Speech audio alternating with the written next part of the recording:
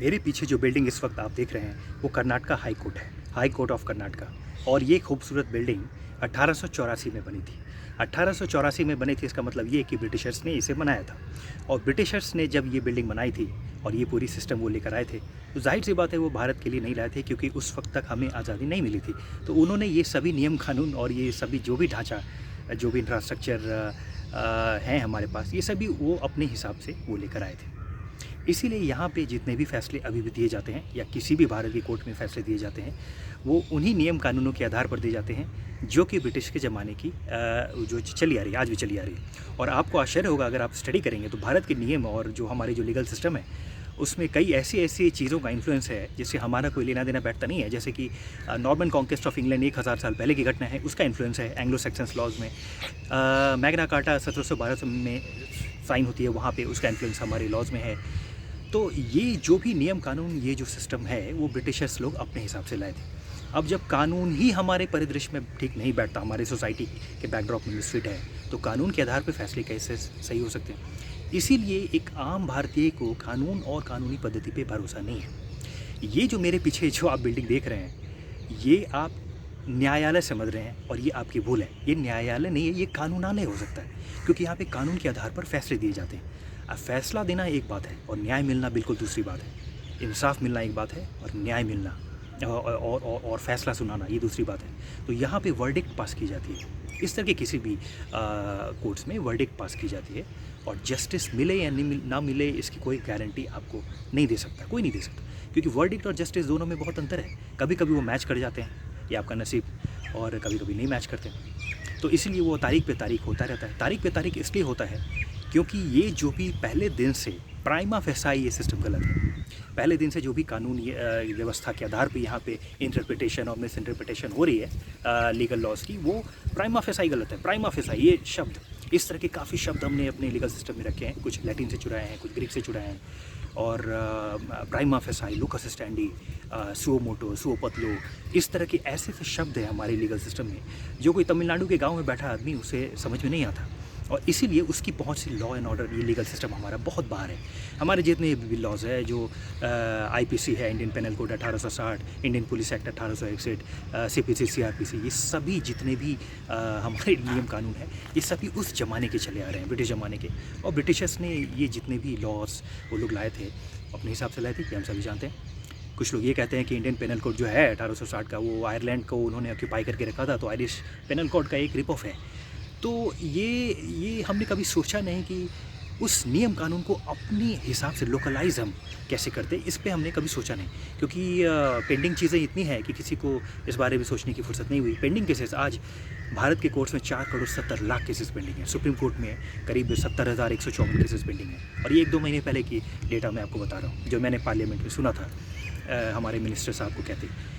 भारत के 25 high courts में करीब 58 लाख से ज़्यादा केसेस पेंडिंग है। इस कर्नाटक स्टेट में 18 लाख से ज़्यादा केसेस पेंडिंग हैं।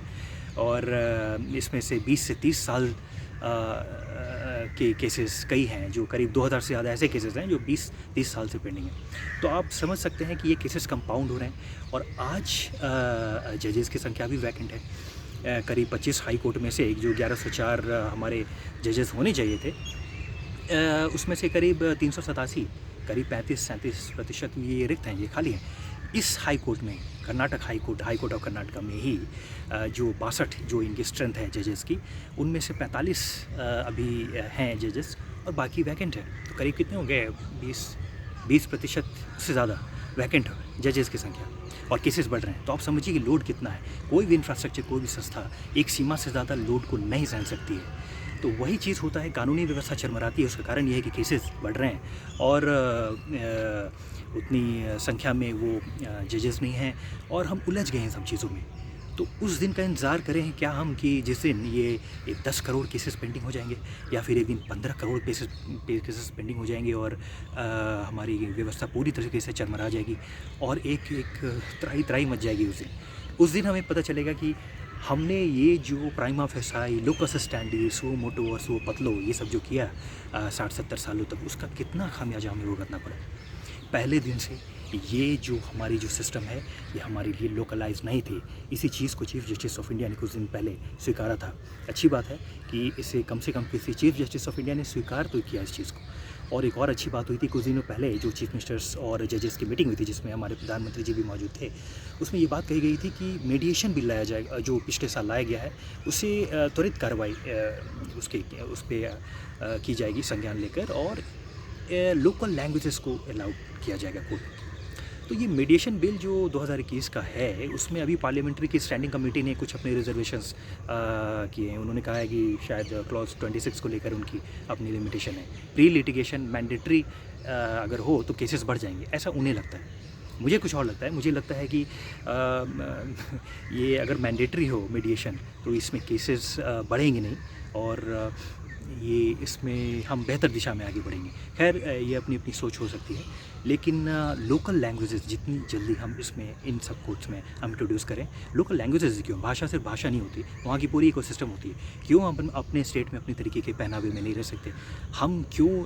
हम चेन्नई के अगर हम कोर्ट की बात करें तो मैं वहाँ पे धोती कुर्ता में क्यों नहीं आ सकता? मैं हिमाचल में अपनी हिमाचली वहाँ जो पहाड़ी उनकी जो टोपी होती है बहुत खूबसूरत है, उनका जो पहनावा है, मैं वो पहन के क्यों नहीं जा सकता? मैं क्यों ये इस तरह के काले कपड़े और ये जो जजेस और वकीलों की जो ये जो ड्रेसेस हैं वो मैं क्यों ये हमने कितना लोकलाइज़ किया है अपने सांस्कृतिक परिवेश में इन सभी चीज़ को, ये हमें सोचना पड़ेगा। और हमारे सभी लॉज ये सब कुछ जार्गन्स जो चले आ रहे हैं अंग्रेज़ों के बनाए हुए वही हम ढो रहे हैं। प्राइमा फेसाई तो आज तक पता ही नहीं चला कि आरुषि हत्याकांड में हुआ क्या है। इसीलिए ये चेन्नई के किसी गांव में बैठा कोई व्यक्ति, कोई उड़ीसा के दूर दराज कोई ट्राइबल बेल्ट में बैठा कोई जो पर्सन है उसके समझ के बाहर है ये सभी चीज़ें। इसीलिए किसी को भरोसा नहीं है। तो मैं समझता हूँ कि मीडिएशन बिल को तुरंत एक्सपेडिट करना चाहिए, जल्दी से जल्दी लागू करना चाहिए। लोकल लैंग्वेजेस को बिल्कुल जल्दी से जल्दी लागू करना चाहिए। और तीसरा, क्योंकि हम बेंगलोर में हम खड़े हैं इस वक्त और बेंगलोर में हर चीज़ों के लिए कोई ना कोई इंजीनियर और जो एक्सपर्ट्स हैं वो ऐप बना देते हैं। तो मैं ये समझता हूँ कि हमें कुछ टेक्नोलॉजी को यूज़ करके कुछ नया करना चाहिए, नहीं तो ये सिस्टम्स ये कंपाउंड होते जाएंगे और हम इसका सामना नहीं कर पाएंगे।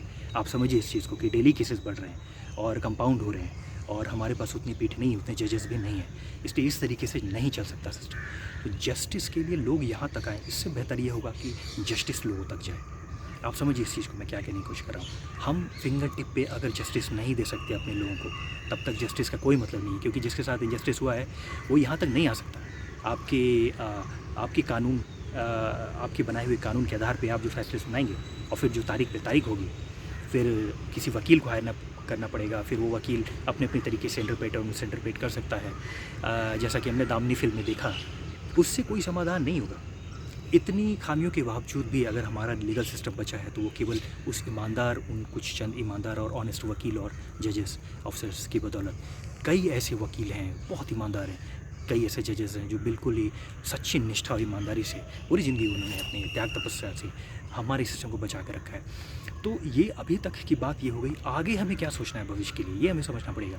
इसलिए मैं समझता हूँ कि हमें कुछ ऐसा टेक्नोलॉजी को यूज़ करके करना चाहिए सिस्टम जो जिससे हर इंसान के पास गाँव में मोबाइल है और मोबाइल पे अगर वो जस्टिस नहीं आ सकता किसी ऐप के थ्रू या किसी भी टेक सिस्टम के थ्रू, आप AI लगाइए, मशीन लर्निंग लगाइए, कुछ भी लगाएं, टेक्नोलॉजी यूज़ करके हर कुछ हो सकता है। एक ज़माने में हमें लगता था कि शेयर मार्केट में ब्रोकरेज के बिना काम ही नहीं होता। आज होता है या नहीं होता? कुछ ऐप्स हैं या नहीं आपके पास? हमारे पास ऐसे ऐप्स हैं जो हम अपने फिंगर टिप्स पे उन ऐप्स को टच करके हम आज शेयर्स खरीदते हैं, बेचते हैं। गाँव में हर कोई ऐसा कर सकता है। इसलिए मैं समझता हूँ कि यही चीज़ इसमें लागू हो सकता है।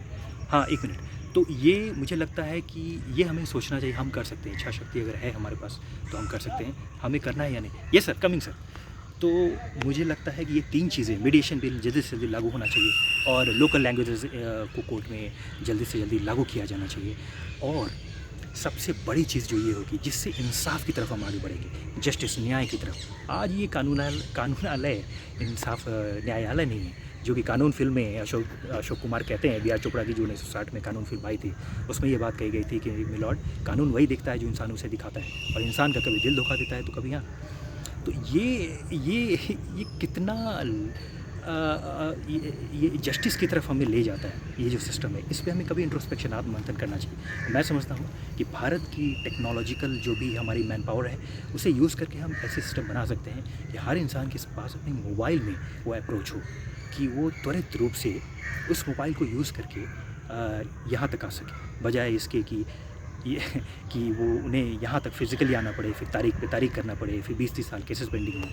तो my suggestion is this, instead of people coming to these courts, beautifully designed courts, it's the justice system that should go to people. कैसे?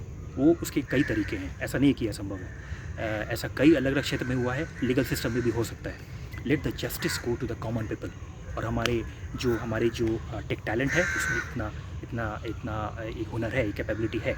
अगर लोग और जो भी अथॉरिटीज़ हैं, ये सभी साथ मिलकर आएँ, तो हम ऐसे सिस्टम बना सकते हैं जिससे कि हर व्यक्ति के पास उनके अपने मोबाइल, उनकी फिंगर टिप पे जस्टिस सिस्टम अवेलेबल हो। इस तरह के हम प्रावधान कर सकते हैं। इस विषय पे मैं विस्तार से कोई दूसरा वीडियो बनाऊंगा और उसमें बताऊंगा कि मैं क्या कहने की कोशिश कर रहा हूँ। लेकिन अगर ये सभी बातें बकवास लगती है तो जो चल रहा है उसे चलने दीजिए। स्टेटस को एक शब्द है, जैसे सुओ मोटो और सुओ पतलो हम करते हैं ना कानून में, उसी तरह से स्टेटस को भी एक बाहर का शब्द है। तो स्टेटस को मतलब जो चल रहा है चलने दीजिए। बाकी ये सभी इस वीडियो की सभी बातें बकवास समझ कर भूल जाइए और जो चल रहा है स्टेटस को चलने दीजिए।